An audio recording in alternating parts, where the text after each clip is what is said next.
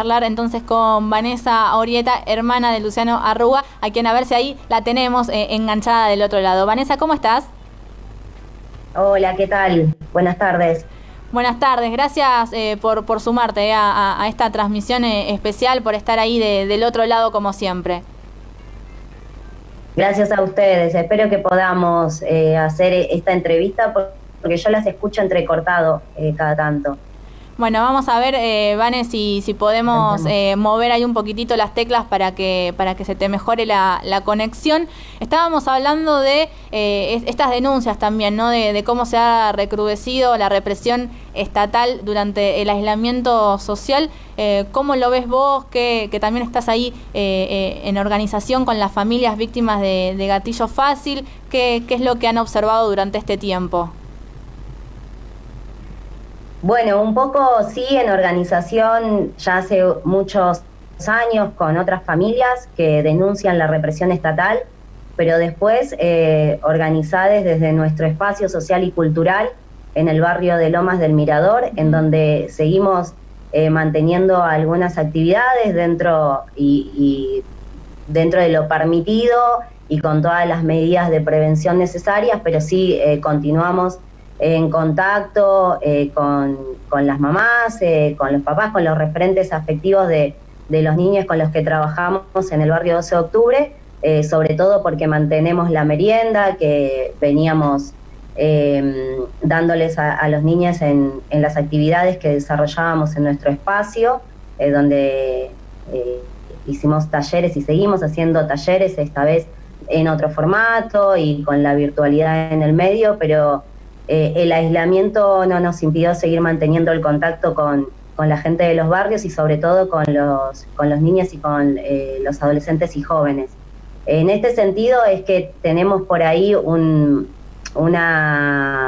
idea de lo que está pasando en barrios de Matanza, pero también hablando con otras familias, con otros amigos, con otros compañeros, compañeras, vamos también entendiendo la situación que se vive en todo el país, y la realidad es que, bueno, por un lado estamos atravesando esta pandemia que nos tiene a todos en vilo, pero me parece que esta pandemia viene a poner una vez más en evidencia la situación cruel que viven muchas personas en nuestro país, ¿no? Sobre todo aquellas que están atravesadas por la pobreza, que ya ni siquiera podríamos catalogar la forma en la que viven muchos de nuestros hermanos y hermanas como pobreza, ¿no? Es una exclusión extrema que arrasa la vida de las personas y que viene arrasando la vida de muchas generaciones, y estamos notando que sí, que a toda esta situación de extrema exclusión que sufren muchos niños, muchos jóvenes, muchos adolescentes, muchas mujeres, muchos hombres, se les suma la situación represiva que una vez más queda demostrado que para nuestros barrios se llega de esta forma, ¿no? De una forma controlada, de una forma que en algunos casos se pone muy violenta, y que esta violencia parte de estas metodologías represivas. Bueno, lo estamos viendo con algunos casos que se lograron visibilizar, como el caso terrible de Facundo, pero ya hemos visto otras situaciones de represión. Eso, Vane, sí. ¿Cómo estás? Belén te saluda. Eso te iba a decir, ¿no? Porque siempre hay como hay una excusa por parte de la fuerza de seguridad, pero que actúan casi como de manual, porque ahora el motivo es rompieron la cuarentena, ¿no? X persona rompió la cuarentena, pero ya tuvimos la desaparición y muerte del trabajador rural en Tucumán, Espinosa, si no me equivoco de apellido, y ahora la desaparición forzada de Facundo en Bahía Blanca. Sí, bueno, la metodología no cambia en este contexto de pandemia. No se han creado nuevas fuerzas ni han aparecido nuevas formas de manejarse por parte de ellos en este contexto. Me parece que esa situación sigue igual en nuestro país, enquistada la violencia por parte de las diferentes fuerzas represivas, Y en este contexto lo que hemos notado es cómo se toman las medidas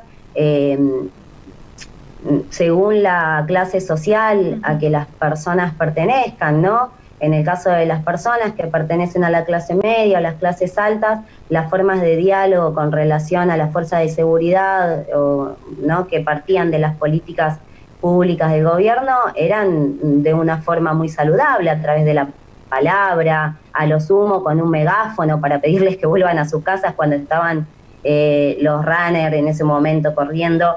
En los barrios es de una forma violenta, corriendo a niños, a niñas, a jóvenes con motos, a los gritos, con insultos, metiendo miedo en los barrios, porque lo que se metió fuertemente en los barrios es el miedo al contagio, el miedo a que la policía te detenga en cualquier momento. Bueno, las formas y las metodologías son bien diferenciadas de tratar a un sector social y a otro, y esto no ha cambiado a lo largo de toda la era democrática. Y en este contexto tampoco. Sí, lo que me parece que los familiares queremos resaltar es que, bueno, esta situación no es propia del contexto de pandemia, que esto es algo que venimos sufriendo hace muchos años y que en esta situación lo que hace es recrudecerse toda estas medidas represivas. Sobre todo porque la situación de las familias en los barrios es extremadamente excluyente y hace que no se pueda sacar toda esta situación a la luz. Los barrios pobres hace años que están siendo invisibilizados y lo son también en este contexto. No vemos en los grandes medios tradicionales de comunicación cómo se está viviendo la pandemia en los barrios. Vemos mucha chatarra, mucha pavada, mucha imagen para distraer, ¿no? Pero no para profundizar un debate que hable de cómo nos afecta esta pandemia a un país como Argentina, que tiene a gran parte de su población pobre y en donde no se pueden cumplir con ciertas medidas de aislamiento porque la gente no tiene las condiciones para cumplir estas medidas que se proponen desde las políticas públicas y que se pretenden que se cumplan a través de medidas represivas, que eso es lo grave, ¿no? Entonces, bueno, por ahí la intención es resaltar esto y en medio de un contexto que nos es hostil. Nos era muy difícil poder hablar de esto, concientizar y sensibilizar a la sociedad en otro momento. En este se nos hace mucho más difícil porque tenemos que romper con esta mirada de que el pobre, porque sale, es el culpable del contagio, ¿no? Otra vez el pobre siendo criminalizado, pero ahora porque puede ser el responsable de esparcir un virus por no quedarse en su casa. Bueno, está complejo el tema, pero me parece que es un momento en que nos obliga a cada uno de nosotros a profundizar nuestro análisis y a entender que la pandemia lo que vino a cristalizar y visibilizar es la situación grave que se vive en nuestro país y que sufren gran parte de la población. Vane, y vos decías, ¿no? El accionar de las fuerzas de seguridad es igual, o sea, recrudecido, pero por el otro lado, en la contracara, ¿cómo ha cambiado en este contexto la organización, ¿no? De parte de las familias, de las organizaciones? Porque también hay un componente muy fuerte en esa denuncia, en esa lucha de ustedes que se da en la calle, y esta vez ese elemento se ve ahí como limitado. Se ve limitado en cuanto a las manifestaciones públicas, quizás, que ya, bueno, por esta situación no estamos pudiendo tomar las calles, ¿no? Como solemos decir, que es la forma saludable de poder sanar tanto dolor, tomando las calles, haciendo escuchar nuestras voces, reuniéndonos con las diferentes familias que denuncian la represión estatal. La verdad que también lo que hay que reconocer es que cuando vivimos en un país como el nuestro, en donde el 50% de los niños son pobres, es medio difícil mantener un aislamiento total. Claro. Por lo tanto, las personas que llevábamos una militancia con un acercamiento a los barrios, a las niñeces, a las juventudes, bueno, no es que nos quedamos en nuestra casa, seguimos manteniendo cierto movimiento porque creemos esencial la organización en este contexto para poder atender situaciones muy complejas y problemáticas que se viven en los barrios. Por lo tanto, eso hace que se mantenga quizás cierta articulación con otros espacios para atender precisamente esas situaciones, y sobre todo porque en algunos casos no hay respuesta a las situaciones que viven las personas en los barrios. Por ejemplo, aparecen síntomas que podrían relacionarse a este virus COVID-19, y las familias llaman y en algunos casos no encuentran atención, y eso requiere de que haya un movimiento y una articulación por parte de las organizaciones que estamos en los barrios acompañando, claro. Que veníamos acompañando y que seguimos acompañando en este momento. Se intenta quizás, empezar a pensar cuáles son las formas en las que nos tenemos que relacionar en este contexto. Entiendo y entendemos todas las personas que estamos en cierto movimiento en este contexto de aislamiento, que debemos agudizar las medidas de prevención por cada una de nosotras, pero también por todas las personas con las que nos relacionamos, ¿no? Pero con las medidas de prevención podemos seguir manteniendo cierto vínculo, sobre todo para atender esto, necesidades urgentes y esenciales que necesitan de esto, de respuestas solidarias. Y lo que yo observo y lo que observamos desde la agrupación de familiares y amigues de Luciano es que en estos momentos es donde más se organizan los barrios, en donde más aparece la solidaridad, en donde más se puede pensar de esta forma más comunitaria, cooperativa, y sobre todo cuando no aparecen las respuestas por parte del Estado en situaciones de urgencia. Entendemos el colapso, entendemos la situación crítica, económica, social, hasta política, podríamos decir, y en ese sentido me parece que se van armando redes solidarias porque la situación es muy grave. Y en eso, Vane, en eso, Vane, también está el espacio cultural, Luciano Arruga, ¿no? ¿Cómo está? Un poco nos adelantás en cómo vienen abordándolo, pero cómo están trabajando. Y déjame también preguntarte, ya para ir finalizando, recuerdo cuando fue esa conferencia de prensa en la cual se encontró el cuerpo de Luciano Arruga, que vos decías e insistías, ¿no? Esto es una instancia de lo que fue esa búsqueda. Encontramos a mi hermano, decías vos, pero ahora la lucha sigue. Y quería preguntarte cómo está la causa de Luciano Arruga. La causa sigue en etapa de instrucción. Se van a cumplir 11 años, el 31 de enero del año que viene. Que siga en instrucción significa que se sigue investigando la desaparición de Luciano. Esto es gravísimo, sí. Es gravísimo, es una falta de respeto a la familia, a ustedes que me están haciendo esta nota, a los que están escuchando. 11 años por cumplirse de una causa de desaparición forzada donde las responsabilidades son materiales, políticas y judiciales, habla de un proceso de impunidad muy grande que deteriora fuertemente el sistema democrático y que habilita, por otro lado, a que los casos se sigan sucediendo. Y estamos hablando de 2 casos en este año de desaparición forzada. Sí. Esto se va a seguir tendiendo ese puente de impunidad en la medida de que las familias no podamos acceder a la verdad, a la justicia, condenando todas las responsabilidades, materiales, políticas y judiciales. Y con relación a la causa de Facundo, decir que no basta con que se desplace de la fuerza a los policías sospechados, ¿no?